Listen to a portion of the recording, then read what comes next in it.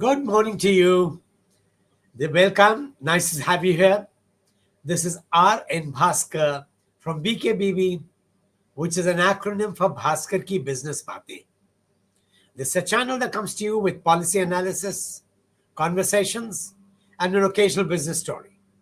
But right now at 8:15 in the morning, we come to you with news behind the news.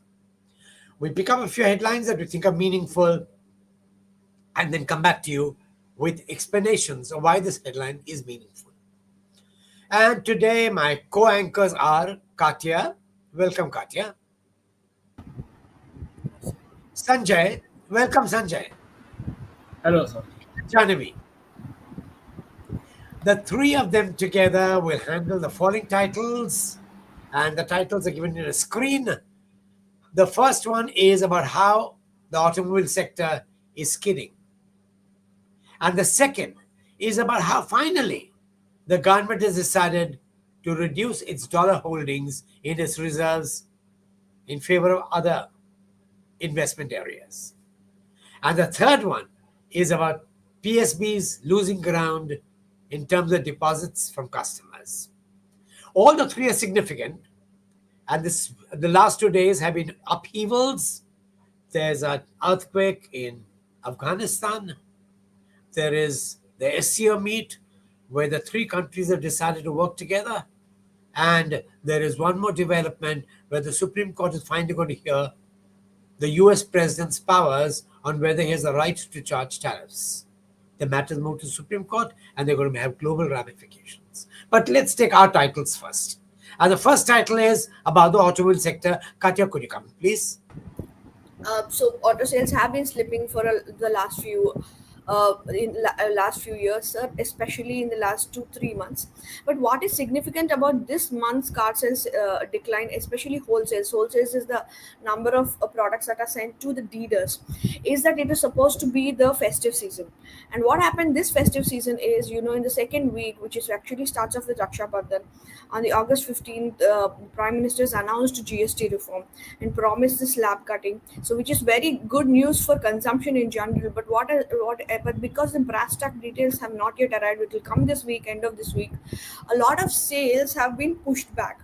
So generally they start off during Janmashtami and they go on till end of November, etc. They got truncated, and that is why the sales have become even more deeper, because everybody is on a wait and watch mode for the new lower GSTs, which makes a lot of difference for products like automobiles. So Maruti Suzuki also, it's the largest car maker. It's seen a 7.5% dip, and that too during festive season is a big dent. And similar things are being seen for AC sales, refrigerators, etc. Because if you see last May sales have been very slow for ACs. So a lot of them have stocked heavily. A lot of stocks have been spilled over, which they were hoping to clear during the festive season, but the GST confusion has left them. And even the sales season, because a lot of pre-Diwali sales happen, if the GST reform comes to due exactly during Diwali, the entire sales season will become truncated. Whether there will be an extreme rush, because once GST is cut, GST is here to stay. So people might actually already, this is in a economy where consumption is already slowing down. So it's a little bit of a problem. So what do you think, sir? This sales season, it's a dampener. Also, IMD predicted that September will be wet. So retail footfalls in general are going to be bad. All bad news. And I think the culprit could be, poor consumption, purchasing power. Right. And the markets are seeing too much of turmoil. People are losing jobs. People who have money, at least the middle class sector, which is the largest purchasing sector, are a little worried about whether they should make such a large investment or just hold on to the money in preparation for more turbulent times. Right. Maybe I'm wrong, but there is this anxiety in the market. And that takes us to the second story. And the second story is about how the government, I think sensibly, decided to move away from the dollar. Sanjay, could you come in? So, India's central bank, the Reserve Bank of India, is rebalancing its foreign exchange reserves by gradually reducing its holdings of US Treasury bills and increasing its stockpile of gold. This move reflects not only India's domestic economic strategy, but also a broader global shift among central banks seeking to diversify away from the overdependence on the US dollar. On the past year, India's exposure to US treasuries has fallen from 242 billion to 227 billion as of June 2025. At the same time, the RBI has been steadily adding to its gold reserves. Now, gold is widely considered to be a safe asset, valued for its ability to hold purchasing power through periods of financial instability, inflationary pressure, and currency volatility for India. Increasing gold holdings serves as a way to strengthen resilience against external shocks while reducing vulnerability to fluctuations in dollar denominated assets. The strategy is not unique to India, however. Globally, central banks are adopting similar measures, preferring gold to US treasuries and rising amidst rising concerns of geopolitical tensions, sanction risks, and the dollar's long-term reliability. And for the first time since 1996, gold has overtaken treasuries in the share of reserves held by central banks, signaling a major structural change in international finance. And despite the reduction in US treasuries, India's external position remains robust. As of July 2025, the country's foreign exchange reserves stood at nearly $697 billion, sufficient to cover around 11 months of imports and about 95% of its external debt. This level of reserves underscores India's economic resilience, providing both a cushion against global uncertainties and confidence in its external sector stability. So, India's increasing preference for gold over US treasuries highlights a deliberate shift in reserve management strategy. It reflects a recognition of evolving global financial environment and the need for greater security, diversification, and long term stability in managing national reserves. Thank you. Thank you, Sanjay. That was a good story. More because it's surprising. While every country has started reducing its dollar holdings, India is perhaps the last country to do so. And I only hope that this will be followed on by the government also deciding to call back all its gold from the UK to India. The pressure on the government to remove its gold from UK and bring it back to India began a few years ago. And last year, the government brought in some of the gold, but still retained some gold overseas. Now, that is dangerous. Countries like Germany and Italy have asked the US to return the gold, especially because countries like UK and US have begun impounding uh, the reserves of currencies for countries like Russia and Iran and earlier Iraq. When the countries start taking away the money that's there in bank deposits, no money is safe anywhere except your own country. And it's surprising that India has not understood that yet. Thank you, Sanjay. A very good story. Good. We'll go to the third story, and the third story is Janvi, who talks about PSBs and deposits. Janvi, could we have you? So today we have data that reflects an evolving savings culture in India. People are moving away from traditional public banks to a more diversified, market-driven institution, your private banks. So data from Business Standard shows that public sector banks have seen a sharp drop in household deposits from 70.6% to 63%, as opposed to private banks, which saw a surge from 27.1% to 34.1%. Analysts point out that private banks are now expanding aggressively into smaller towns and rural areas, and smaller private players are also emerging as bigger competitors. Even in non-resident deposits, private banks recorded double-digit growth, while public sector banks showed only modest expansion. A major reason for this is that public sector banks have failed to keep pace in terms of outreach and customer service, despite repeated government advisories that were set up to ensure mobilization. So the erosion is also apparent in government and pension fund deposits. Public sector banks' share of government deposits has also dropped from 77% in March 2020 to under 74% this year. And in pension funds, the fall is even sharper, which is nearly 47% in just the past 5 years.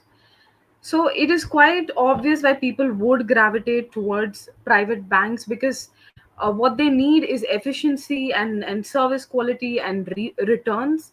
And these are the things that the private sector is offering them. And public sector banks fall short in these areas. And this is where they must really um, start working on. So, what do you say about that, sir? Well, Janvi, it's a very, very important development. And thank you for highlighting this.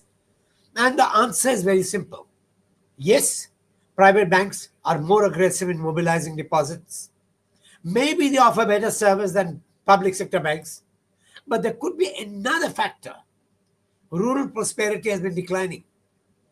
And as a result, the large network that public sector banks have going to the smallest villages suddenly gets less money from smaller villages than they used to.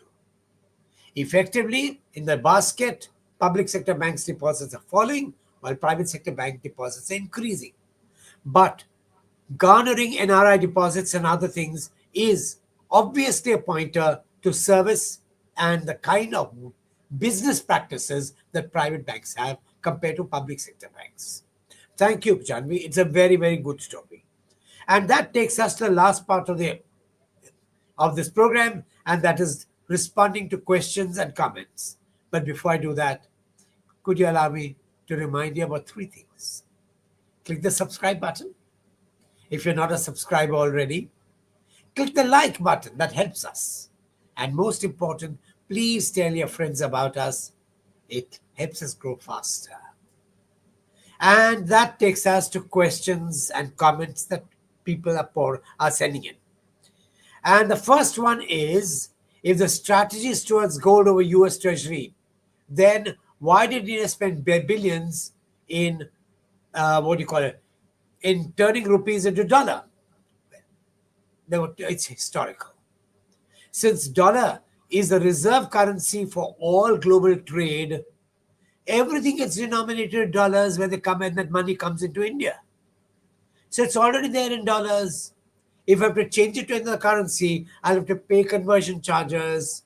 So that is why it will remain in dollars. One, because it came in dollars.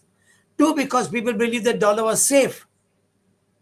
And three, because the currency was not at risk. Now everything's happening. Even countries like Japan have started shedding their US Treasury bills. And that is why India should have done this some time ago, but it's good they're doing it now. Now, the only question is, if they're doing this now, why isn't India bringing back its gold from the UK? Earlier, a large chunk of gold was overseas.